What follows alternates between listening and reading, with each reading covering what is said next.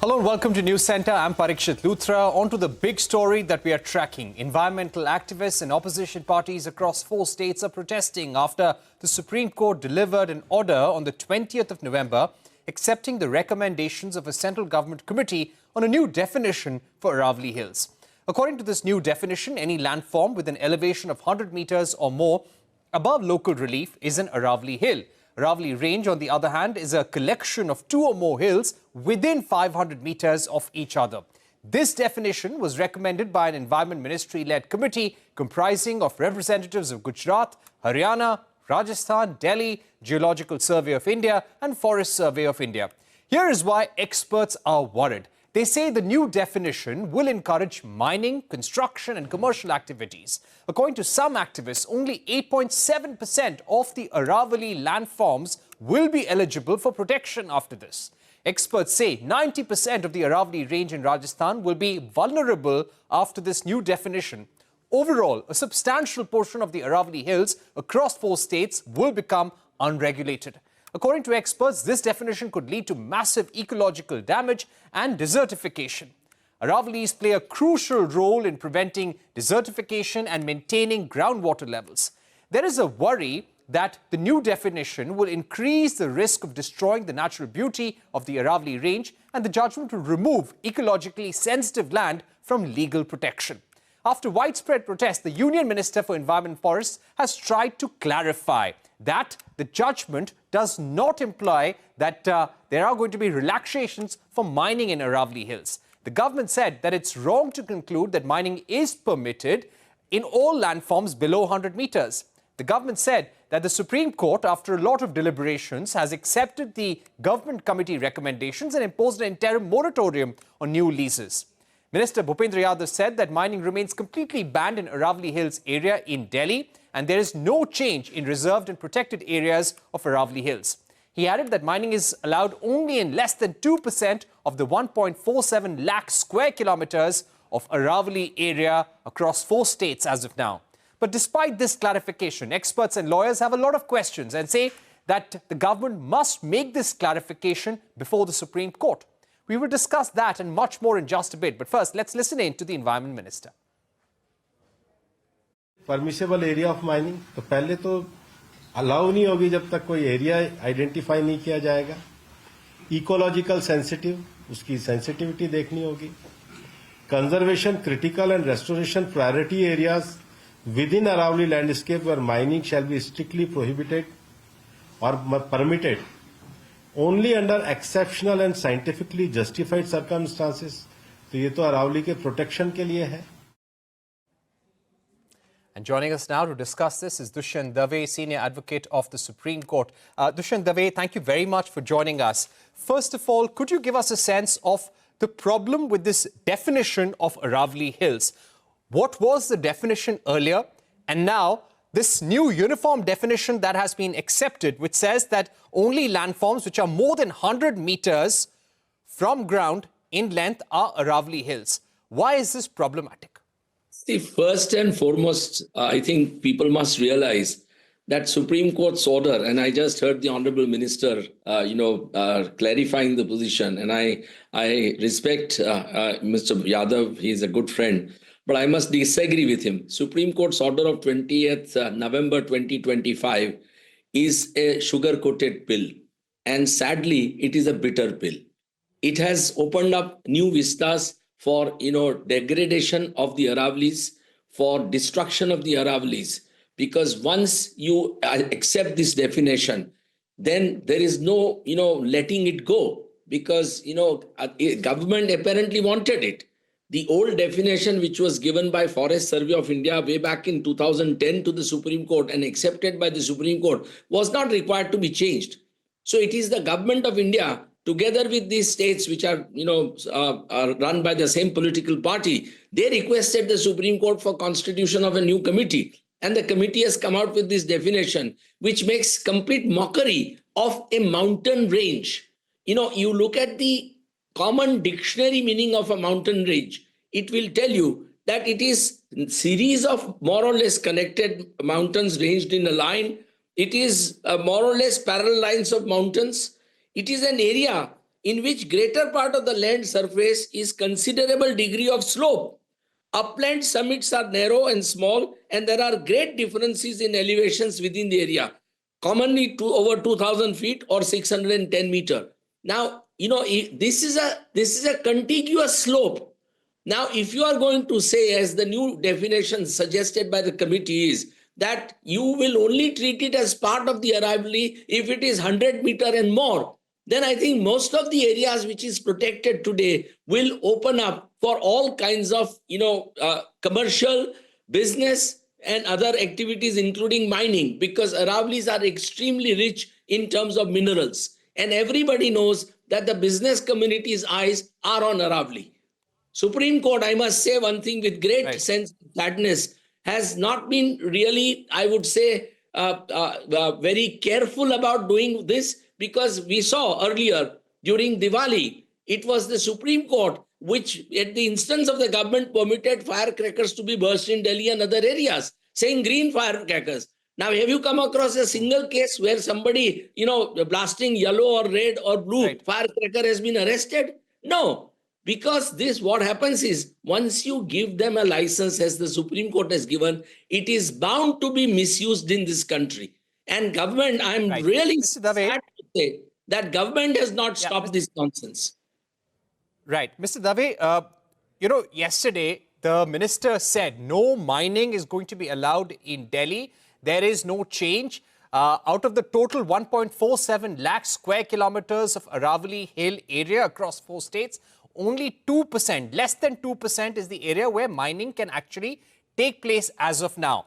And they also said that when you speak about 100 meters, it's going to be calculated from beneath the surface. Do you think if the government is coming out with this clarification, they must say so in court as well? Do you feel there is something more that the government needs to say in court for the sake of transparency and making sure that this ecologically sensitive area remains protected under law? See, there is contradiction on the part of the government, because earlier in May 2025, Honorable Minister Mr. Yadav, had approved the Aravalli Landscape Restoration Plan. And, it was a corollary to the National Action Plan to combat desertification through forestry intervention. In that, the minister had very categorically said that I am honored to present the detailed action plan for Aravalli Landscape Restoration, a visionary initiative that seeks to restore one of India's most ecologically significant mountain ranges. And in that statement, the Honorable Minister admits that the Aravallis are under serious challenge. Now, if that be so, what is the need of this avoidable controversy? See, I don't understand one thing, that on the one hand, you are, and Supreme Court order also, speaks about protecting Aravalli, etc. Then why did Supreme Court accept this committee's report? You have to err on a, safer side. As early as 1996, when Supreme Court passed the first order in Godavardhan's case, which protected our forests, the Supreme Court adopted a dictionary meaning of the expression forest, because Supreme Court said that if you are going to go by the, meaning ascribed in the laws, then people are abusing the forest. That's exactly what is going to happen now. So I am really shocked that Supreme Court can be so naive as to accept this kind of a suggestion, when earlier Forest Survey of India had categorically said that no, it is not just 100 meter and above, but it goes, it said slope, foothill buffer of 100 meter, inter-hill distance or value of 500 meter, and the area enclosed by above definition, all will be part of the Aravalli Hills. Now, this is what was, there was no need to change it. So I am really surprised that government has accepted this approach. Right. Mr. Dave, what do you think can be done now? The government has made one clarification after another, but this is not in court. This is in front of the media. It does not have legal value. Legal value is what the court accepts eventually. What do you think now needs to be done? And do you think there is still place for review, for people to, for activists and experts to go to court to seek some clarity and relief? Yeah, I will tell you one thing. I have traveled a bit in Aravalli areas, and I can assure you, in the garb of saying that there is some legal mining going on, all kinds of illegal mining is going on in Aravallis from Delhi down to Mount Abu. I've seen it. near Ambaji, there was a beautiful forest called Balaram. And when I was a kid, I used to go there very regularly in 1960, 61, 62, when my father was district and sessions judge of Banaskantha. I went there, because we are doing some skill development project there. It is completely inundated, destroyed. There is mining going on day in and day out, and the forest has become virtually, non-existent. There was a beautiful river which was going through, which is hardly a river now. So we all know, frankly, first and foremost, government must stop all mining in the area, legal or not legal. Because in the garb of legal mining, large-scale illegal mining is going on. And government knows it, Supreme Court is aware about it. So I think first government, if it is serious, you see, look at the crisis we are facing today in Delhi with the AQI. Right. If the government doesn't realize this, or any damage to the Aravalli will only add to the AQI problem in Delhi and surrounding areas. Because these are part of ecology. These are part of environment which needs to be protected as best as possible. And there is no reason why government should do this. So I personally feel what government should do is, and I must say one thing, that one must give compliment to the amicus curiae, Mr. Parmeshwaran, who stood up before the Supreme Court and argued that this new definition should not be accepted. The old definition was good, and he said that this will open up a Pandora's box. So he did a great service to the nation. Okay. But so I do hope, and I believe that he has moved the Supreme Court for review of this order. And Justice Suryakant, I believe, new Chief Justice, has issued notice on it. Frankly, it's disturbing. On the verge of retirement, Justice Gawai being party to this kind of an order. He should have, left it to his successor. I don't know why he passed this kind of order. So, I feel that judges sometimes don't comprehend, because they feel that if government is feeding them something, it is in public interest. But no, government is not always in public interest. Government also subserves the interests of the business community, because business community is serving the political parties. Right. They are making large-scale contributions to political parties. We see that. So I think... So those are very important points. So you're saying the Supreme Court should have been more circumspect. Let's see what happens if the review takes place in the coming days. Thanks once again for joining us, Mr. Dave, and putting that entire issue in context for our viewers. Let me also get in Varun Chopra, an advocate at the Supreme Court, who's joining us. He has been commenting on this matter. Varun, what really is the way out? And despite the amicus, as Mr. Dushyant Dave was saying a short while back, the amicus was against this new definition, but the Supreme Court was convinced to accept it. How do you think this ended up happening? See, the amicus, like Mr. Dave also said, that amicus in para 30 had specifically pointed out that if you accept the definition of Aravalli Hills as per the new committee report, any hill which is above the elevation of 100 meters will only be accepted. However, thereafter, the government was represented, and at para 31 it was stated that against this, the learned ASG submitted, if the definition of Aravalli Hills and ranges as suggested by the FSI is accepted, it would exclude large areas from the Aravalli Hills and ranges. She, however, submitted that the definition suggested by the committee is adopted. A larger area would be included as part of Aravalli Hills and ranges.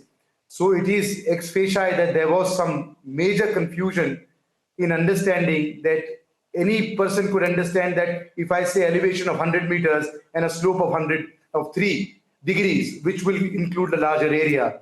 So this was the representation before the court, and the court has blindly accepted the committee's report in the end and said that we duly accept the definition, which in my opinion is draconian now in fact for the entire Aravalli Hills and the ranges, and which was also pointed out by Mr. Dave himself. What I would also like to ask you, Varun, the government has been saying for the last 2 days that there will be no mining in Delhi. There is no change in the authorized areas for mining. Having said that, does this leave areas in other states, including Haryana, including Rajasthan, including Gujarat, susceptible and vulnerable? Do you feel that the government should also clarify what happens in those areas? Definitely. I am asking myself a question: why does government only relate itself to Delhi? Aravalli Hills is not only in Delhi; it is in Rajasthan, it is in Haryana and Gujarat. Why only in Delhi? the mining is stopped? Why not in other areas?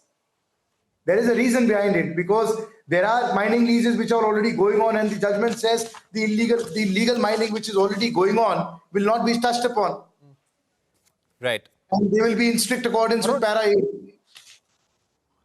Varun, what I'd also like to understand from you, when it comes to the Supreme Court, when it comes to Supreme Court saying that there is going to be a moratorium on new licenses till the time a management plan for sustainable mining is developed. What is the danger here? What is the loophole according to you? And when it comes to mining for critical minerals, what does the judgment say? And what are experts and what are lawyers like you concerned about? So see, this MSME plan, MPSM plan, which is mining management plan, this has to be established. It has to be based on a report. Now that report is to become, and they will find out permissible areas for mining. Now, once they find out permissible areas for mining in terms of the new definition, so anything which is below 100 meters will be susceptible to mining.